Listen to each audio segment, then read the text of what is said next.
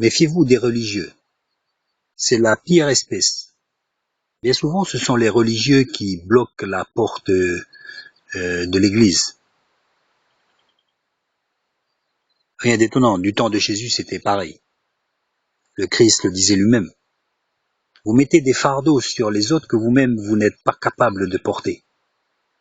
Aujourd'hui, beaucoup de ces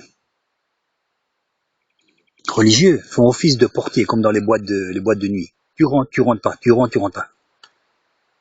L'église, ça doit être libre et gratuit, non-stop. Ça doit être pas seulement du blabla, mais ça doit être du partage, du vrai. Un peu dans le style de Actes des Apôtres, chapitre 2, où personne n'était riche ni pauvre, parce qu'ils mettaient tout en commun. Vous comprenez?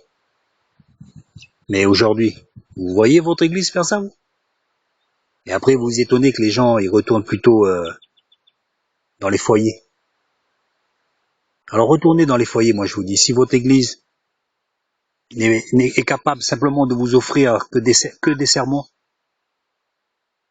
franchement, réformez-la ou quittez-la. Vous faites-en une. Selon l'Esprit de Dieu, vous allez faire une cellule chez vous. Et par la bénédiction du Très-Haut, vous verrez que des voisins, etc. risquent de venir et vous allez former une cellule. Vous n'êtes pas tenu. Vous n'êtes pas tenu à quoi que ce soit. La Bible, c'est un schéma. C'est pas une fin en soi. Voyez? N'abandonnez pas votre assemblée. Ça veut dire, n'abandonnez pas une assemblée digne de ce nom. Une assemblée qui prêche la parole comme il faut, qui vient en aide à ses adhérents, à ses membres. Il n'y a aucune raison de la quitter, évidemment. Mais quelqu'un qui ne s'occupe pas de vous, pourquoi vous allez rester là-bas? Il ne s'occupe pas de vous. Et mon frère, on va prier pour toi, mais c'est toi qui est dans la galère. Quand tu as des problèmes, tu as de ceci, là. Moi, j'ai connu l'histoire où j'allais à l'église, je parlais à mon père de l'église, mais pourtant c'est lui qui m'aidait, qui m'aidait financièrement et même il m'avait donné un appartement, prêté un appartement. Et il devait se demander, mais lui me parle du Seigneur, mais c'est moi qui l'aide. Et l'église, elle faisait quoi?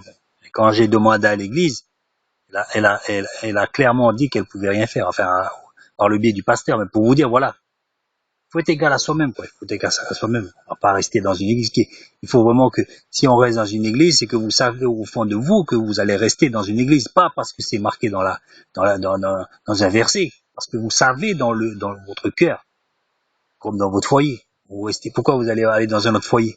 Vous savez très bien dans votre cœur, un pasteur va venir vous dire c'est ton foyer. Vous le savez très bien parce que vous avez votre femme et vos enfants.